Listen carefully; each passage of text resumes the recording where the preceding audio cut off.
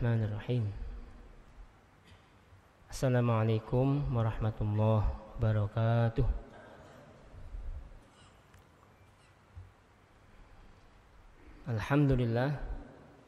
Alhamdulillahi rabbil alamin.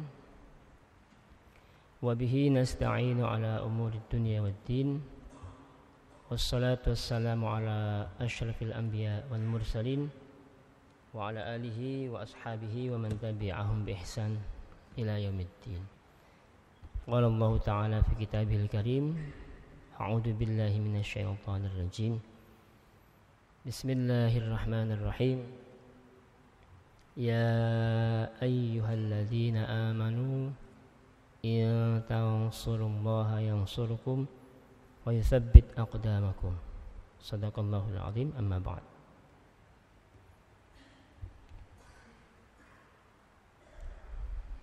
Segala puji hanya bagi Allah yang telah beri kita nikmat iman,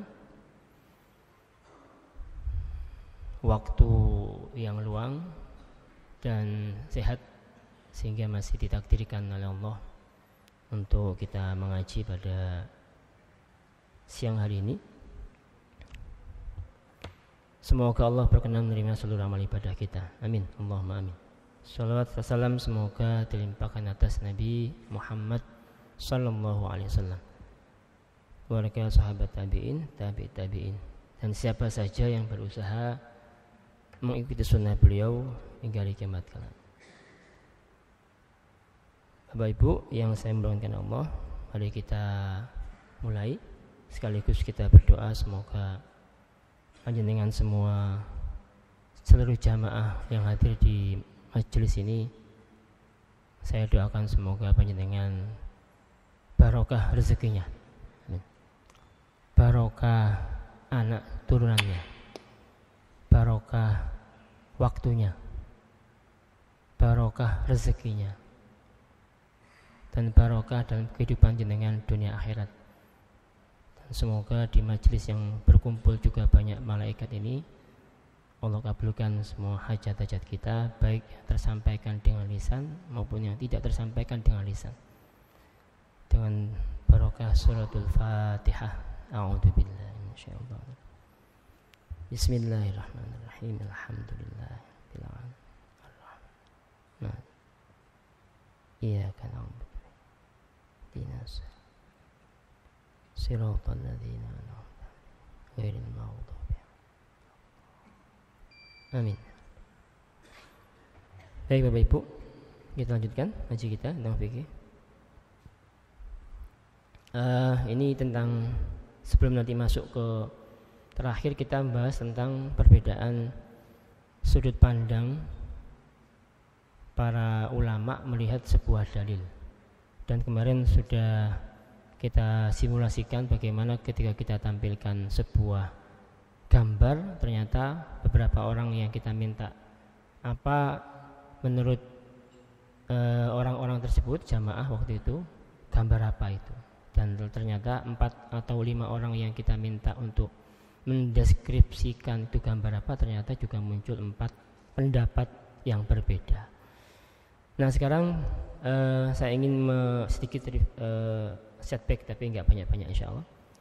Jadi ini dalam kitab Sahih Muslim, Abdullah bin Mubarak rahimahullah berkata, al-isnadu minad-din, sanad itu bagian dari agama. Falaulal isnad laqala man syaa ma syaa. Kalau bukan karena sanad, kalau bukan karena mata rantai ilmu, maka siapa saja bisa berkata apa saja, ya. Kalau bukan karena sanad, maka seluruh orang akan bisa ngomong apa saja, bisa berkata apa saja, dan tidak karu-karuan nanti itu. Maka sanad itu penting, jamaah. Maka ketika ada beberapa yang viral beberapa waktu terakhir, ada seseorang saudara kita kritisi pendapatnya ya Bapak-bapak, karena memang ini contoh bahwa orang yang tidak punya sanad dalam ilmu, tapi terlanjur dipercaya sebagai seorang tokoh agama. Ya, pendapat beliau mengatakan bahwa darah itu tidak haram. Ya, darah itu tidak haram. Kalau kita lihat pendapat para ulama yang punya sanad, maka pendapat bahwa darah itu tidak haram dikonsumsi itu pendapat yang tidak mengikuti sanad ilmu. Kenapa? Karena orang ini mengatakan bahwa darah itu haram untuk ditumpahkan, berarti ditakwil, dialihkan maknanya. Padahal makna darah haram itu darah haram dikonsumsi. Dia juga mengatakan bahwa kalau nyembelih ayam itu jangan baca basmalah, tapi minta maaf sama ayam. Nah, ini tambah nyeleneh lagi. Makanya kalau ada pendapat-pendapat yang tidak mengikuti sanad itu muncul pendapat-pendapat yang membingungkan.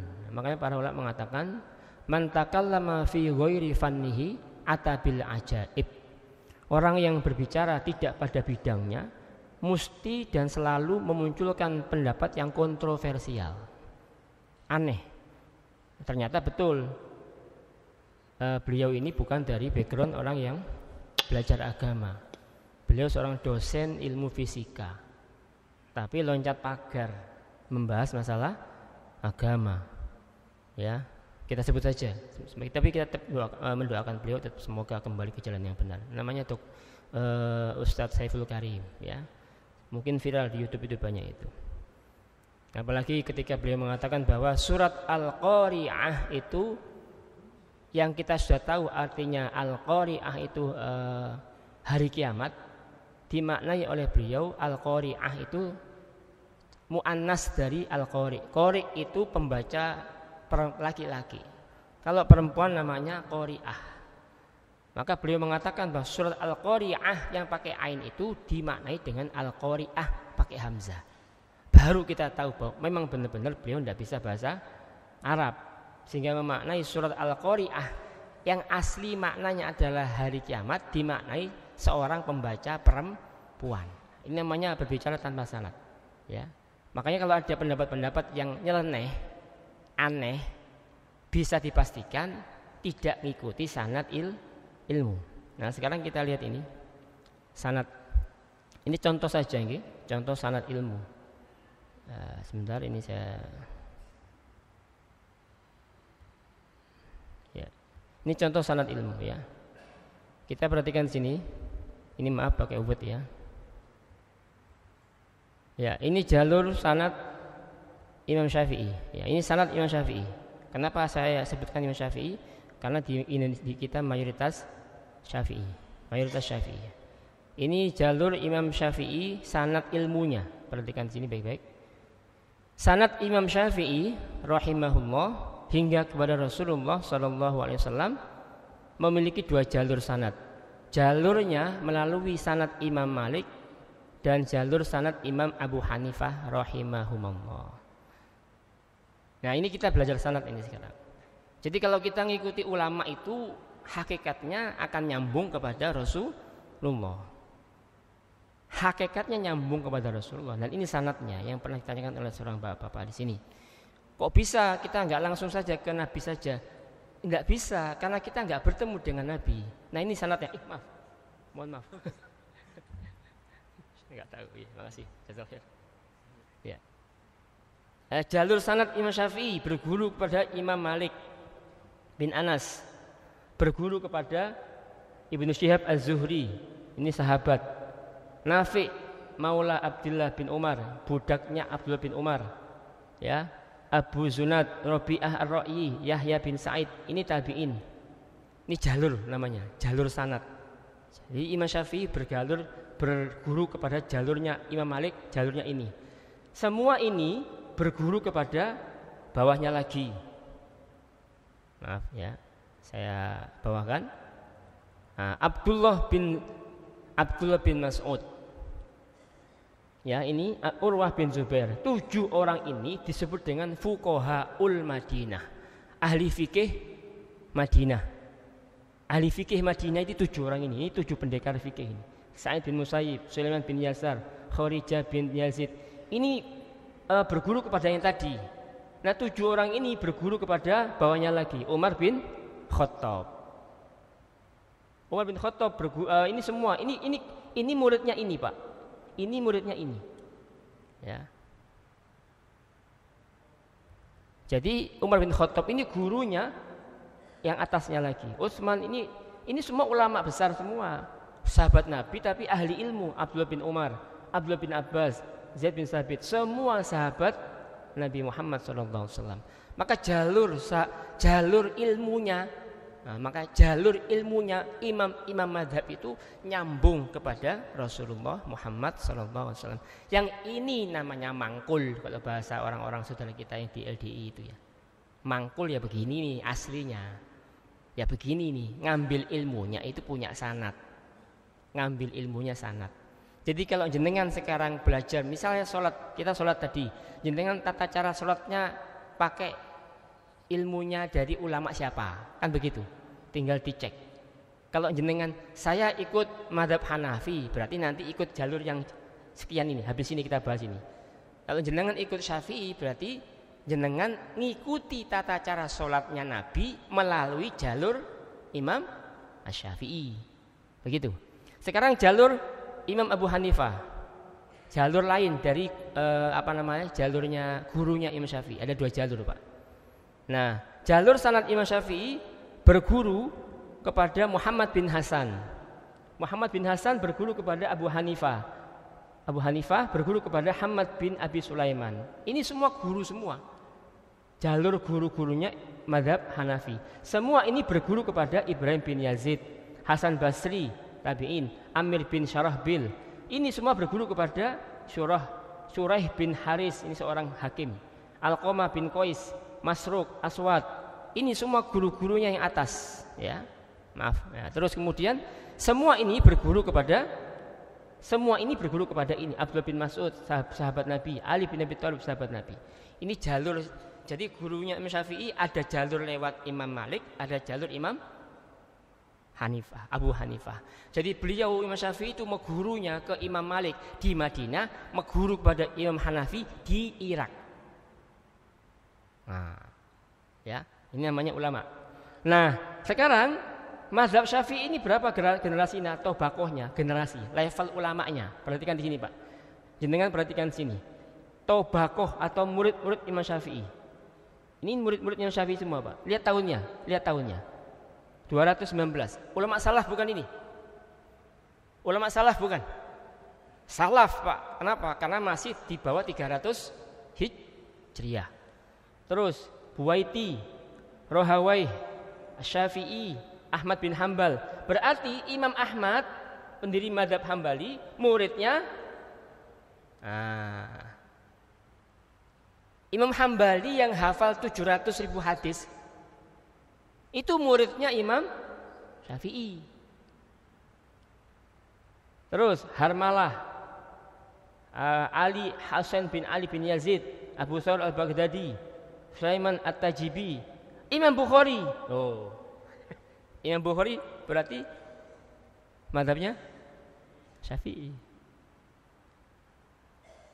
Imam Bukhari itu penulis kitab Sahih Bukhari, mazhabnya Syafi'i. Berarti kalau sholat subuh unutan enggak? Unut berarti. Yang Bukhari itu berarti kalau subuh unut, Pak. Tapi saudara kita yang memakai hadis Sahih Bukhari justru memakai hadisnya Imam Bukhari untuk tidak pakai kunut. Paham ya? Saya tanya ya. Nah, gitu loh. Tapi itu ya begitulah, ilmu itu begitu. Ilmu itu begitu, ya. Ini pendapat dari kitab Tarikh Tasyri', ya. Al-Bukhari ini mazhabnya Syafi'i. Terus kita lihat di bawahnya, tobako yang kedua, level kedua. Al-Muzani, Al-Mundiri, Al-Asy'ari yang penulis kitab Aqidah Asy'ariyah. Itu beliau Syafi'i. Kemudian Al-Mas'udi, At-Tabari, Al-Qafal, Ibnu Hatim, Ad-Daruqutni, ahli hadis mazhab Syafi'i. Terus tobako keempat, Perhatikan di sini, nanti ketemu dengan nama-nama yang familiar insyaallah. Al-Baqillani, Al-Baihaqi, ya, Al-Juwaini, Al-Qushairi, Asy-Syairazi, Al-Haramain. Ini semua ulama-ulama ini bermadzhab Syafi'i. Al-Ghazali, ya, Ibnu Asakir, Ibnu Athir, ya, Ar-Rafi'i, Al-Baghawi. Perhatikan sini, Pak. Ini siapa Pak? Ini Pak namanya, Pak? Ini siapa, Pak? Imam Nawawi. Imam Nawawi berarti mazhabnya Syafi'i. Penulis kitab Riyadhus Shalihin, penulis kitab Arba'in An-Nawawi, itu mazhabnya Syafi'i. Ini Pak, ini siapa ini, Pak? Ibnu Katsir, mazhabnya Syafi'i. Berarti Bapak-bapak, ulama-ulama besar itu saja masih ikut mazhab, masih bermadzhab. Dan jenengan ulama bukan? Bukan. Bermadzhab enggak? Oh, enggak bermadzhab ya. Ulama sekelas Imam Nawawi bermadzhab, sik melok Imam Syafi'i. Kok jenengan langsung ke Nabi, itu kan terlalu jauh. Maksud saya begitu. Nah, maksud saya paham nggih? Nah, gitu. Nah, kalau saya enggak ikut mazhab, saya langsung ikut Nabi. Loh, kemelipen. Enggak ketemu Rasulullah kok ikut Rasulullah, ya enggak bisa. Ya, jangan potong kompas. Jangan. Kalau jenengan menghilangkan sanad ini, mesti bermasalah nanti. Mesti banyak masalah. Ya. Makanya orang yang enggak bermadzhab itu sering konflik, Pak. Perhatikan aja. Jangan perhatikan. Orang yang sering bermasalah, konflik dengan kelompok lain, biasanya enggak bermadzhab. Biasanya begitu. Nah, mari kita ambil ibrah di sini, Bapak-bapak, ya. Nah, sekarang kita lihat lagi nih. Ini supaya tuntas kita sanad ini. Nah, coba ini mazhab Syafi'i. Nah, kalau kita lihat ini, ini namanya sanad semua, Pak. Saya fokus sini ya, biar kita bisa kelihatan.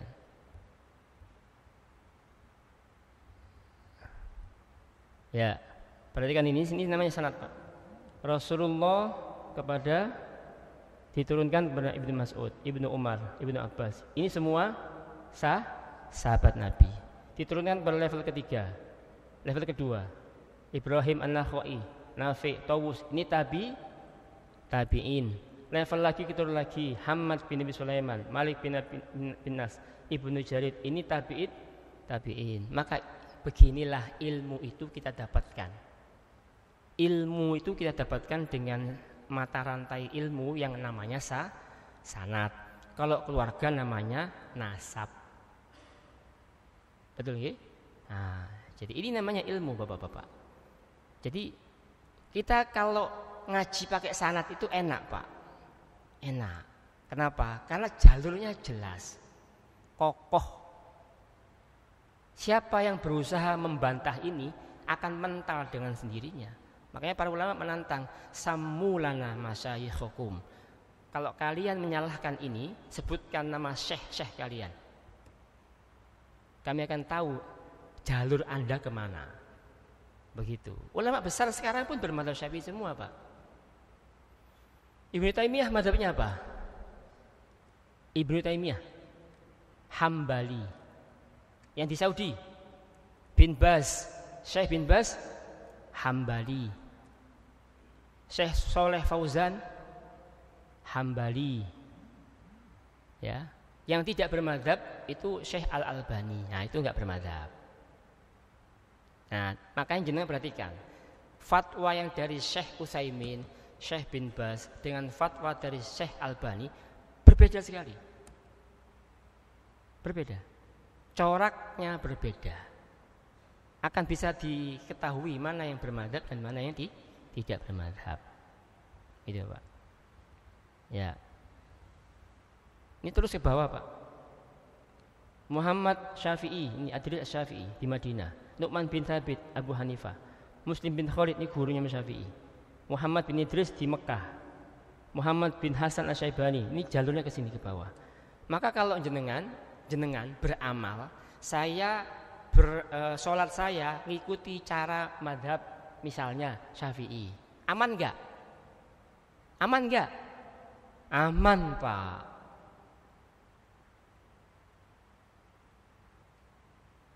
Yang ngikuti cara sholatnya Rasulullah melalui madhab Syafi'i, kokoh sanadnya.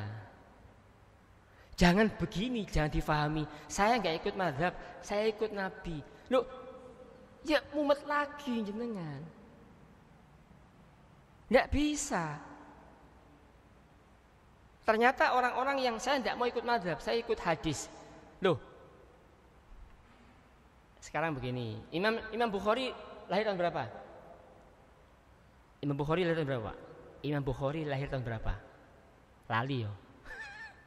Lali, saya tak tunjukkan lagi biar nyambung. Mana ya?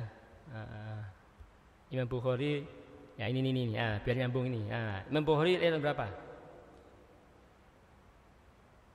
196 ya. Oke ya. Imam Syafi'i 150 Hijriah. Sekarang saya tanya, Imam Malik Syafi'i, Imam Malik, Imam Hanafi itu pakai hadis kitabnya siapa? Ulama-ulama ini kan pakai Quran Sunnah. Qurannya jelas 30 juz selesai. Nah, hadisnya pakai kitabnya siapa? Bukhari. Hah? Bukhari. Belum lahir, Pak. Imam Bukhari belum lahir. Imam Muslim belum lahir. Berarti ulama-ulama mazhab ini sudah punya kitab hadis sendiri. Nah, gitu. Ulama-ulama mazhab itu sudah punya kitab hadis sendiri. Contohnya Imam Malik punya kitab hadis namanya Al-Muwatta. Sudah itu, sudah punya kitab sendiri. Lah kalau sekarang ada orang, saya nggak pakai Imam mazhab, saya pakai Sahih Bukhari. Loh, kebalik namanya. Historis namanya. Nggak pakai sejarah itu. Ya. Imam Syafi'i pakai Imam Hambali pakai hadis riwayat Imam Bukhari. Ya enggak, Imam Hambali gurunya Imam Bukhari. Ini Imam Hambali gurunya Imam Bukhari. Begitu, Bapak. Ya. Nah, kalau kita pahami dengan baik, maka jangan sampai kita ini kemudian gagal paham, salah paham lagi. Ya. Kami termasuk yang tidak setuju dengan pendapat yang mengatakan tidak pakai ulama, langsung kepada Rasulullah. Termasuk nggak setuju. Kenapa? Ya tadi itu, Pak. Jangan men-shortcut terlalu banyak. Kayak gini gimana ini? Langsung.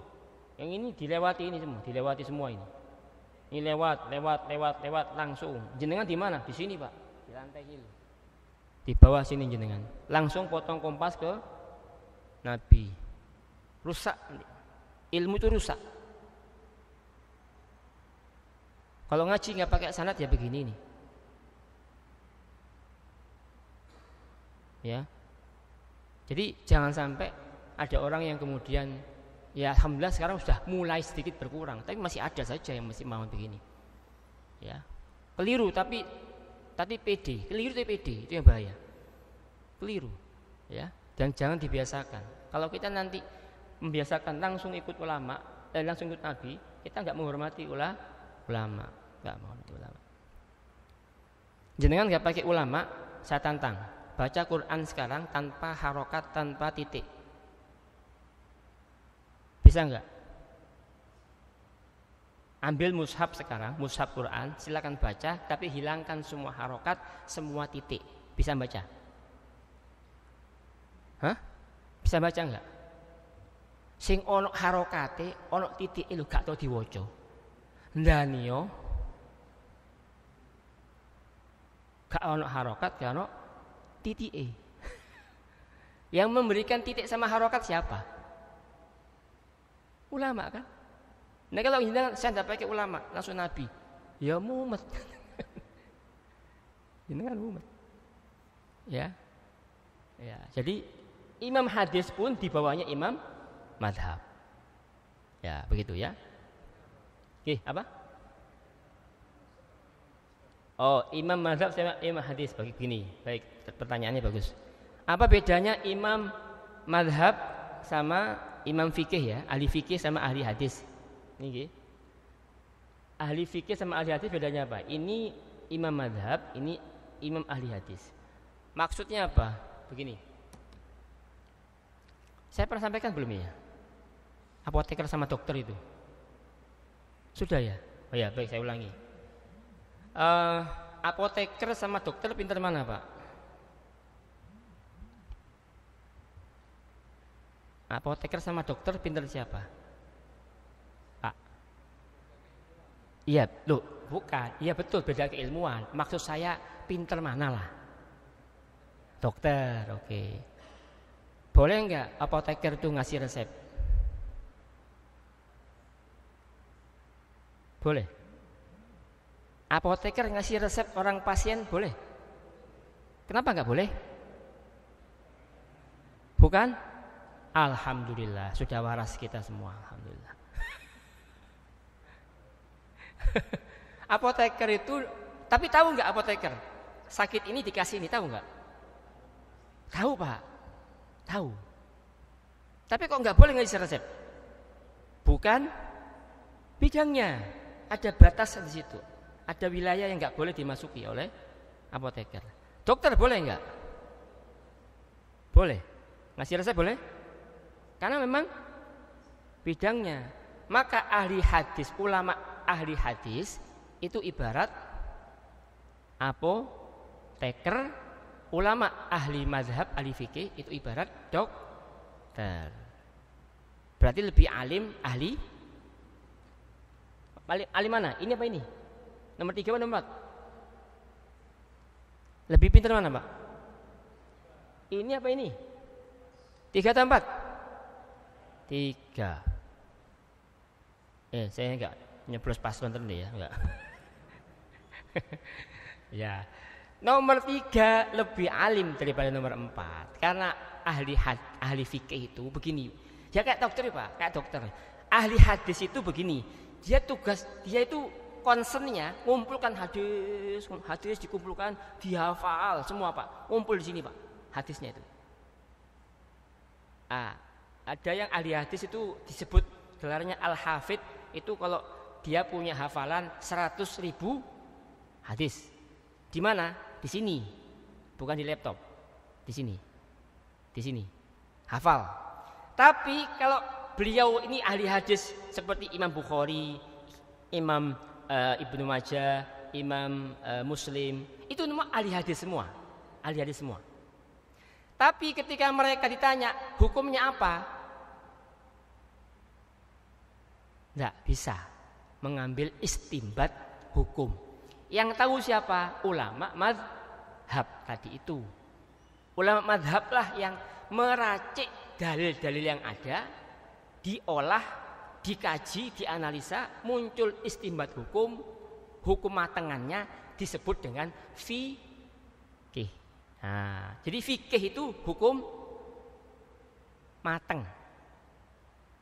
Kayak jenengan berangkat ke restoran lapar, saya tak cari makan ayam geprek.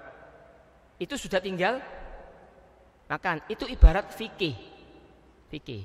Nah kalau jenengan tidak pakai fikih, nggak pakai madhab, berarti jenengan harus golek ayam dewe, nenggep dewe, nyembelih dewe, ngeracik dewe, terus masak beras sendiri, baru kemudian dimakan.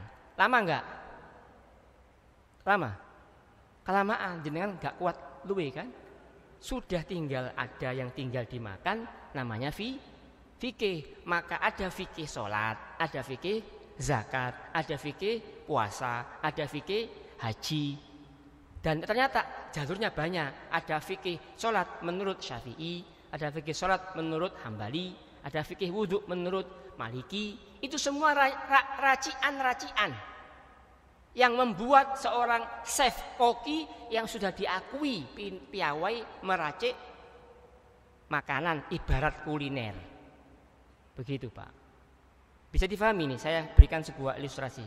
Nah kalau jenengan sekarang saya nggak ikut madhab, saya nggak ikut fikih, saya ikut hadis, sama saja jenengan kalau mau makan nangkep ayam dewe, terus meleh dewe, nguliti dewe, goreng dewe, terus sampean makan, enak enggak? Enak apa enggak? Belum tentu enak, bisa jadi malah ayamnya gosong kabeh. Kenapa? Enggak ahli masak. Nah, itu ibarat ilustrasinya, Pak. Jadi kalau jenengan tidak tahu begini, imam fikih, ahli fikih itu di atas ahli hadis. Karena imam ahli fikih itu sudah guru-gurunya ahli hadis semua. Makanya Imam Bukhari bermadzhab Syafi'i. Ibnu Asakir bermadzhab Syafi'i. Kenapa? Mereka mengakui keilmuan ulama Imam Syafi'i. Begitu Bapak-bapak. Waktunya habis ya. Monggo ada pertanyaan, saya persilakan. Silakan. Ya, yang di belakang itu, Ustaz.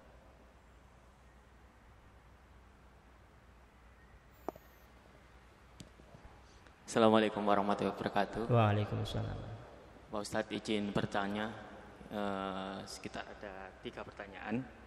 Yang Banyak. pertama, sebenarnya bagaimana sih kita menentukan kita mau ikut madhab mana?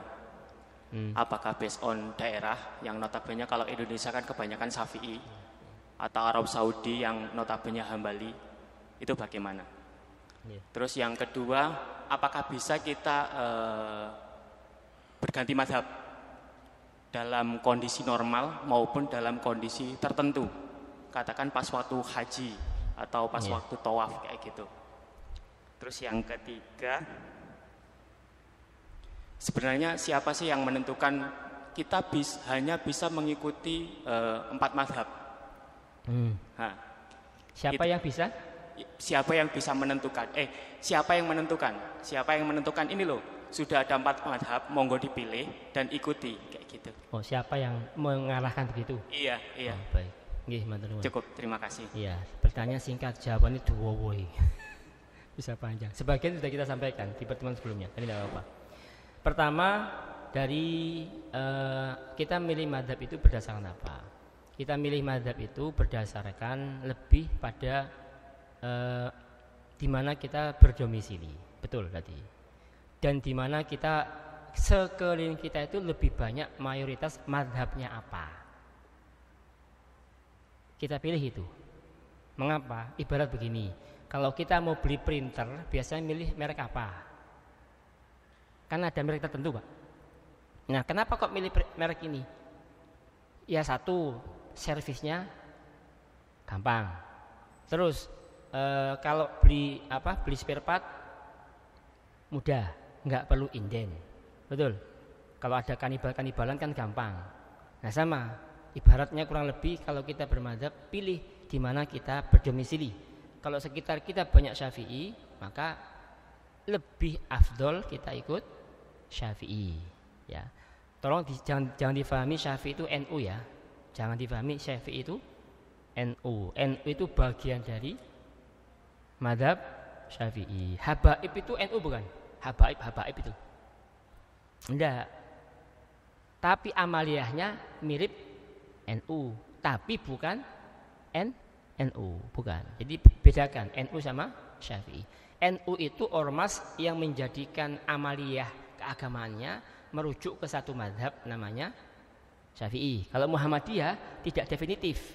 Muhammadiyah itu 4 mazhab diikuti. Kalau NU 1 mazhab yang diikuti definitif. Oke, itu satu yang pertama. Ikuti yang mayoritas sekitar kita. Di Saudi Hambali. Di India Hanafi. Di Afrika Maliki. Mayoritas begitu. Loh, kalau enggak ngikuti sekitar gimana? Mesti masalah, mesti konflik nanti. Konfliknya begini konfliknya. Misalnya sini Syafi'i ya.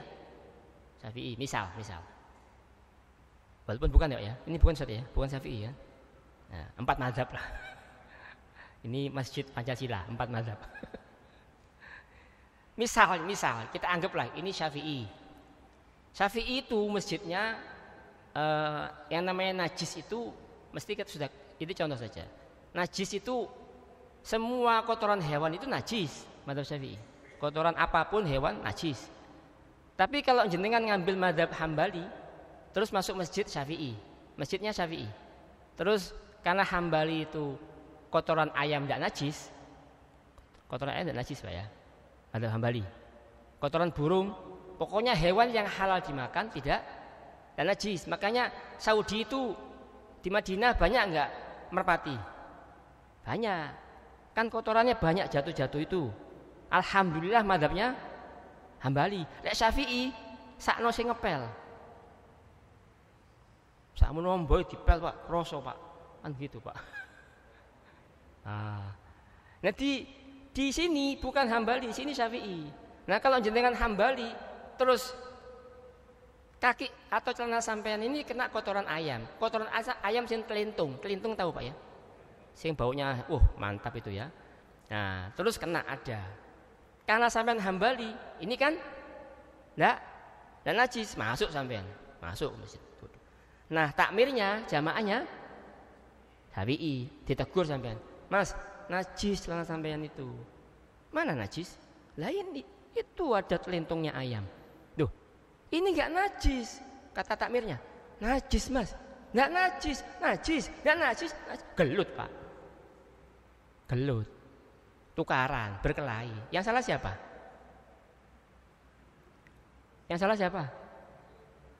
Hah? Yang salah itu yang masuk tadi itu. Takmirnya sudah benar karena madhabnya Syafi'i, ini Syafi'i, misalnya Syafi'i tadi itu. Nah yang jamaah tadi dari luar juga benar tapi salah tempat ya. Mestinya dia sholatnya di Masjidil Haram. Tidak masalah, tidak najis. Paham ya? Itu contoh. Yang kedua, makanya usahakan kita satu mazhab saja supaya enggak beda, supaya enggak. Kalau gelombang itu satu gelombang itu kemersek enggak? Enggak kemersek Pak, jernih suara itu. Tapi kalau beda gelombang, wah mesti kemersek Pak, gelut tok di sini. Ya tadi itu, karena yang gelut biasanya enggak tahu. Podo gobloke, maaf ya kasar saya. Podo-podowe gelut. Nah, yang kedua, tadi apa? Lihat aku mangking keloro yo. Yang perubahan mazhab dulu. Perubahan mazhab boleh enggak? Nah, begini, mazhab semua mazhab itu Pak, yang kita lihat ini, yang kita lihat tadi ini, semua mazhab ini yang terdiri dari para ulama-ulama ini, ya ini ya, maaf. Ini para ulama-ulama ini yang kita sebut tadi, ini semua ini ulama ini. Ulama-ulama ini sudah mikir Pak. Kalau tidak bisa setiap mazhab itu punya pendapat resmi, ada pendapat enggak resmi, nah gitu. Ada pendapat resmi, pendapat pertama, ada pendapat kedua. Nah, kalau misalnya jenengan Syafi'i berangkat ke tawaf di depan Ka'bah, itu jenengan enggak usah pindah mazhab dulu, jangan dulu. Ikuti pendapat kedua dalam Syafi'i. Syafi'i itu kan kalau nyentuh istri batal, wudu batal ya. Sengaja enggak sengaja batal. Tapi kalau jenengan ke sana terus tawaf bawa istri, enggak megang, ganti orang Pak. Hilang. Ganti wong iki orang gede dhuwur. Kenapa? Loh bojoku ndi? Karena enggak sampean cekel gitu. Tapi kalau sampean pegang batal ya, batal. Kecuali kalau pegang kainnya enggak batal. Nah, pendapat kedua mazhab Syafi'i itu apa? Kalau menyentuh wanita yang bukan mahram batal, tapi disentuh enggak. Pendapat kedua di mazhab Syafi'i. Jadi kalau misalnya kemarin, misalnya saya ada orang yang tawaf dia Syafi'i. Kalau dia enggak megang istri enggak mungkin. Dia adalah posisinya istrinya tetap dipegang tapi pakai kain ya. Tapi dia enggak bisa menghindari orang dari belakang yang nendang-nendang kan, karena orang tua begitu padatnya. Nah, yang belakang ini mazhabnya Hanafi. Hanafi India, Pakistan, Bangladesh, Hanafi Pak. Orang perempuan nggak pakai kaos kaki. Kita berusaha jaga wudhu. Kita nggak nyentuh, teko mburi tendangi bola, tendangi. Kan batal bolak-balik itu Pak. Nah maka waktu itu pakai pendapat kedua. Oh saya disentuh kok. Kalau saya disentuh saya nggak batal. Kalau saya nyentuh baru batal. Itu untuk mengantisipasi kesulitan saat bermadhab. Yang ketiga yang terakhir, siapa yang mengarahkan 4 madhab? Siapa yang mengarahkan? Yang mengarahkan para ulama, karena 4 madhab ini yang masih bertahan sampai detik ini. Lihat, sekarang tahun 1445. Imam Syafi'i lahir 150. Berapa abad bertahan? Imam Hanafi lahir 80 Hijriah. Sekarang 1445. Berapa abad bertahan? Maka 4 inilah yang sudah lolos seleksi alam, yang ada referensinya, ada ulamanya, ada metodologinya. Lu boleh nggak saya buat mazhab sendiri? Silahkan. Misalnya mau membuat nama mazhab apa? Misalnya nama jenengan Haryono misalnya. Saya buat mazhab Haryono Pak, silahkan. Asal teruji nggak kira-kira bertahan berapa lama gitu loh. Nah, ojo-ojo sehari entek. Kenapa? Karena saya melok. Nggak jelas, sanadnya nggak jelas. Maka mazhab itu sudah lewat seleksi alam dan berabad-abad. Nah inilah yang bertahan sampai sekarang. Makanya kita ikut yang 4 mazhab ini. Bukan membatasi enggak. Yang lain banyak Pak, cuman sudah punah. Mazhab Al-Laits, mazhab As-Sauri, itu mazhab semua. Tapi muridnya enggak nulis kitab. Terus ulamanya meninggal semua, enggak punya murid.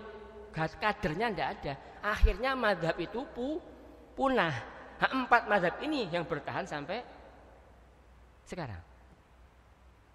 Nah, makanya kalau jenengan lihat logonya NU ya, NU itu logonya kan bintang. Bumi.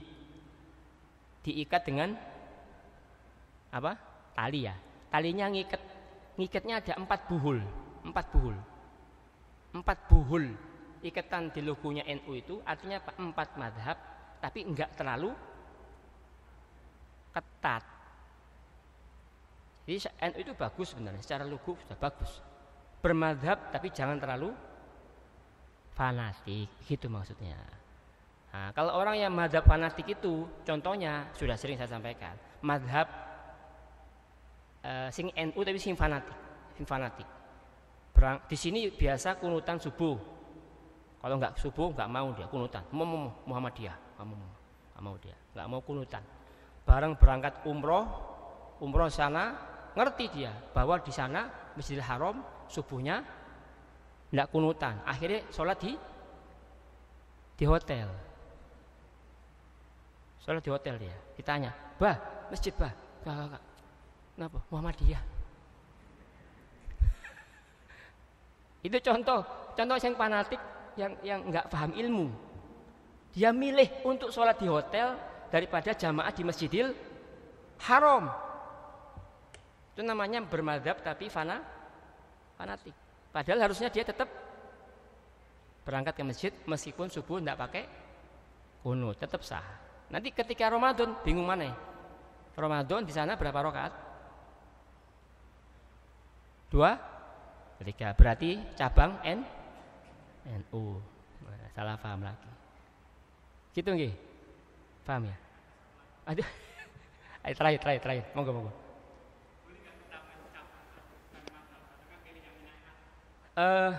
Nyampur mazhab pilih enaknya enggak boleh. Haram.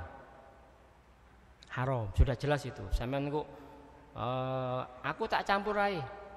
Tak oplos. Saya oplos 4 mazhab. Saya mau nikah, contohnya yang sering saya sampaikan.